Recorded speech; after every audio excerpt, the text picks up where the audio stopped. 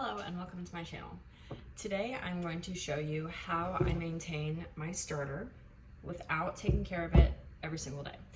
I feed my starter 1 day a week and I use the discard from my starter as my starter for the whole entire week.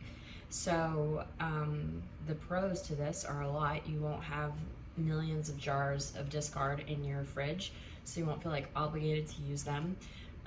You really need about 10 minutes of a day, once a week, to take care of your sourdough. So makes it pretty convenient, and then it's way less scary than having to feed your starter every single day, having to discard it, and what do you do with your discard, and all of the things. I will say I do like having a little bit of discard on hand. Number one, because I like using it in a lot of recipes, but I don't want to have discard all the time. I also don't want to feed my starter every single day. So I created a way to make it a lot more simple, and just be able to take care of my starter once a week. I also maintain way more starter than I need. This is a really large mason jar in comparison to like these mason jars that I normally use. But when I was making it, I just had a lot of starter. I also dehydrate a lot of my active starter, so I could maintain less. I could maintain about 100 grams in a regular size mason jar and be fine. This is just because I'm a little OCD. But you do not have to maintain this much. You can maintain 100 grams of starter, and you can bake a lot of loaves of bread every week, and I am going to show you how to do that. Okay, so the first thing that I do, this is my starter's weekly feeding. This is Dolores. Dolores was born in November of 2022, and I started taking care of Dolores this way when she was about 6 months old. So, and I made Dolores from scratch. So I created the starter, I did not buy it, I didn't rehydrate it from someone else. That's wonderful if you do. Rehydrating someone else's established starter is fabulous because it's a lot easier to get going. And so I would not recommend this if you have a really young starter that you're just working with. Okay, so since this is an established starter, what I do is I take Dolores out of the fridge 1 day a week. So I have an empty jar and a food scale, and I'm gonna turn on my food scale with the jar on it, so it turns on and it starts at 0, and I'll show you what I mean. I turned my food scale on with the jar on it, so we're at 0 right now. Okay, I have a measuring cup. I am going to feed Dolores about 130 grams. You do not have to feed the amount that you pour out, like the same ratio. That's just usually what I feed Dolores, is about 130 grams each feeding. Even if I only dump out 100 grams discard, I still will feed like 130 grams because it's a pretty decent volume that I have going on in here. So we're almost there. And we're at 100 grams right now. And we're at 133 grams. So flour is in here, and then I'm going to tare my scale, so it's going to set it back to 0. And then I have room temperature filtered water. I drink room temperature water, so I never have my water in the fridge. And I'm going to feed the exact same amount of water that I did flour. So I'm going to do 130 grams of water into Dolores as well.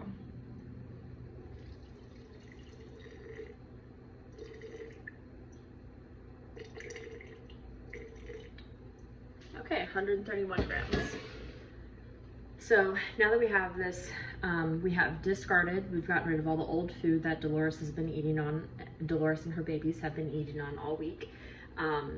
We have a fresh meal of flour and water, equal parts. And I'm gonna mix this all together, and then I'm gonna put Dolores's lid back on her, and I'm gonna put it back in the fridge. So, when I put my starter back in the fridge, I do screw the lid on.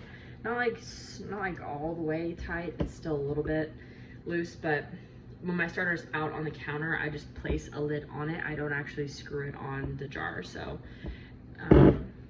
I'm not sure if there's a difference, that's just what I do. And Dolores still gets really active. So I'm just gonna mix this up really good. And you kind of want to make sure you get all the sides. I scrape the sides down and try to stir the edges really well, like the bottom of the mason jar. Get those all mixed up.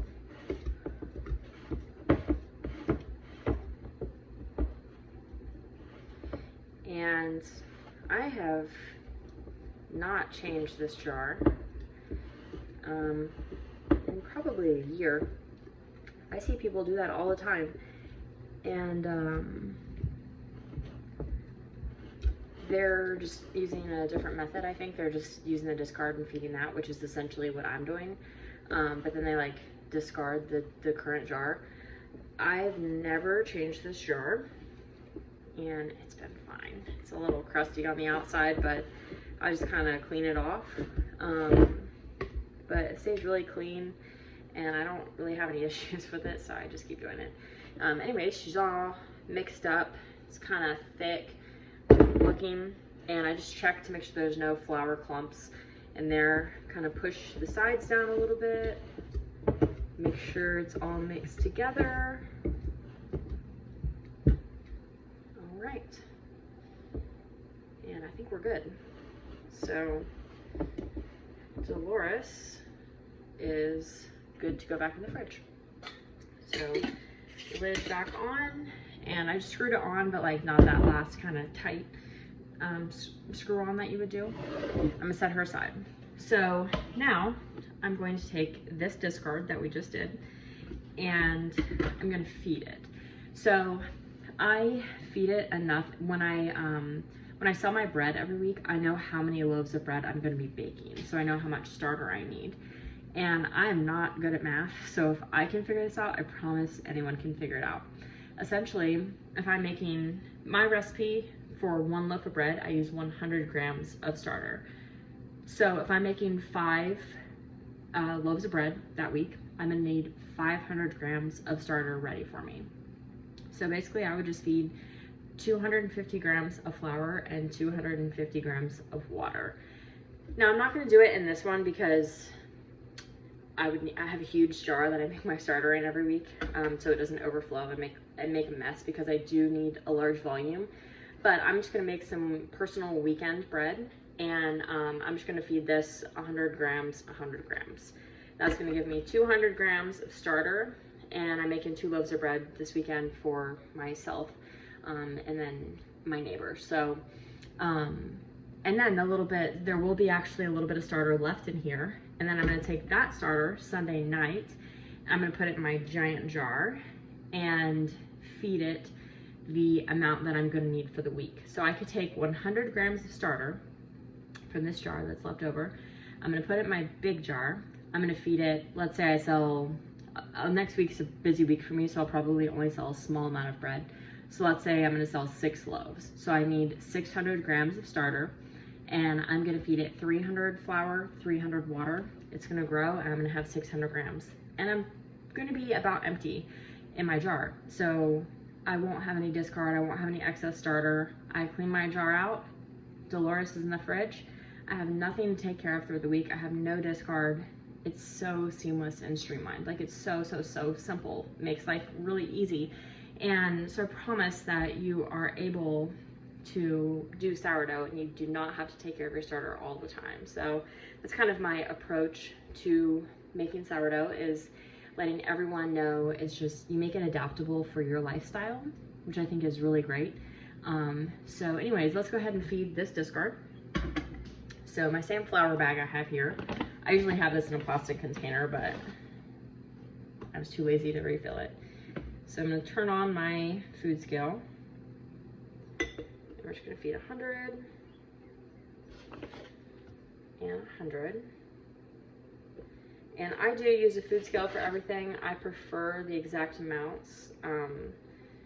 I don't like using a lot of cups, number 1. I don't really like doing dishes. And number 2,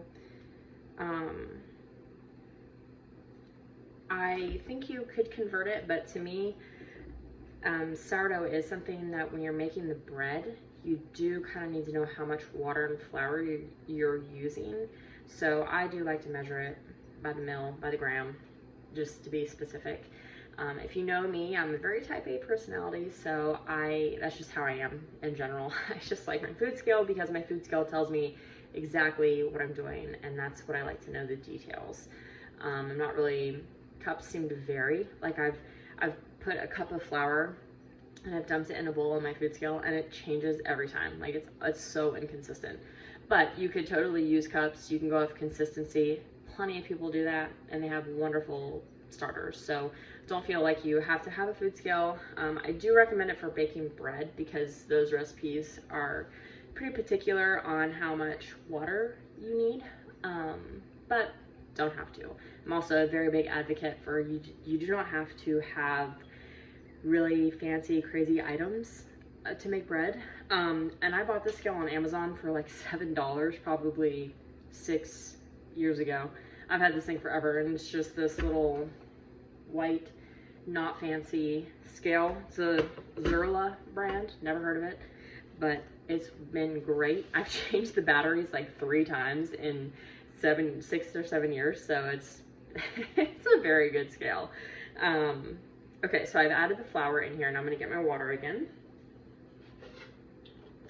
And then we're gonna do 100 grams of water.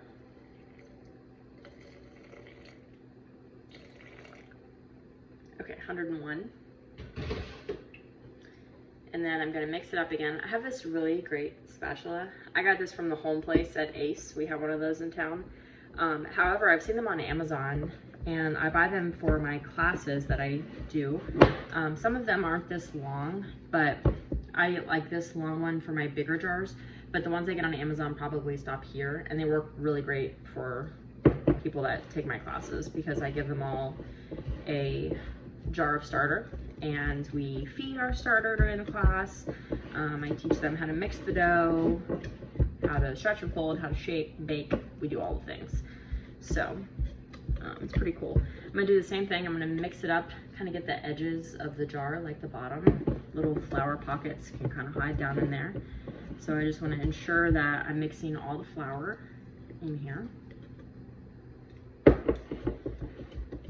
And getting that all mixed together.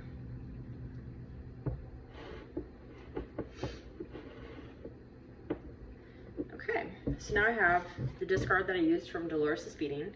I have fed it, and now this is going to be my active starter to make bread in 12 hours, which is 4:30 right now, so I won't be making bread at 4:30 in the morning. But even after your starter rises and then falls, I've used it all the time after it falls, and it still works great. My bread still rises. It's easier in the summer because it's warm, so the yeast is like super happy. So I'll mix some dough in the morning to make bread for the week, and then the little bit of starter that's left in here, I'll put it in my big jar, and then I'll feed it for my ratio for making bread this week. And then when I'm done, I will have no starter to take care of until next weekend. So it's super easy, super streamlined, and it doesn't take that long. And then you're not gonna have jars of discard everywhere. You can make discard if you wanna keep discard. You could just feed this, use a little discard in a recipe, and then you're good to go. I do that because I love discard pizza or pizza dough. I use it in cookies, brownies, scones, so many things you can use discard with. Pancakes, waffles, and I actually don't bake with anything. So when I started baking, I just taught myself how to make bread. I had made 3 loaves of bread with a yeast packet, and then I was like, how do you make different types of bread? And I was like, I love sourdough. So I looked up how to make sourdough, and then there was like all this info on the starter, and it was so confusing and like really scary, honestly. And just a trial and error, and I finally figured out how to get my starter working properly, how to use the starter. I'm completely self-taught thoroughly through resources on the internet, lots of videos, but it was all so confusing at first, and I was like, this is difficult. Like, I have horses, and this is harder to take care of than horses, is what I thought in the beginning. And as I grew more in my sourdough journey, or whatever you want to call it, I was like, there's got to be an easier way to do this. Like, I'm busy like most everyone else, but I want to continue to make bread from scratch. So how do I make this fit into my lifestyle? And then I just worked at it for a long time, figured out the best feeding ratios for my starter.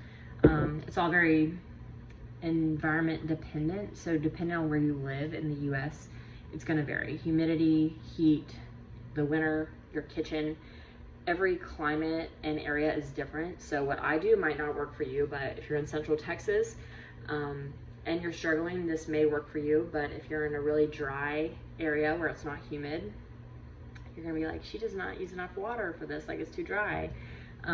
If you're in Florida, it might be like, whoa, she uses way too much water, it's way too wet and sticky and just not working. So if you're struggling with sourdough, I encourage you to keep going, because I promise anyone can do it. I never baked anything from scratch before I started making sourdough, and now that's all I bake with. That was where I was going in the beginning of this story. I make everything with my starter or my discard: pancakes, waffles. I know the rest, you can find recipes without using discard and starter, but it's my identity and I just have to stick to it. So that's just what I do. But anyways, I'm gonna put a lid on this little jar, and then in the morning I'm gonna make bread. Okay, I just take the lid, I don't have like the screw top with it, and then I literally just lay it on the top, and then I put the jar on my counter, and I'll see it in the morning. It's gonna grow, get all bubbly and awesome. It's gonna be sweet, and I'm gonna make bread with it. So thank you guys for watching. I hope to make a lot more videos for you and have a lot of really fun things, and keep you guys learning and following along. So thank you for following my channel, and subscribe if you haven't. I really appreciate it, and see you guys next time.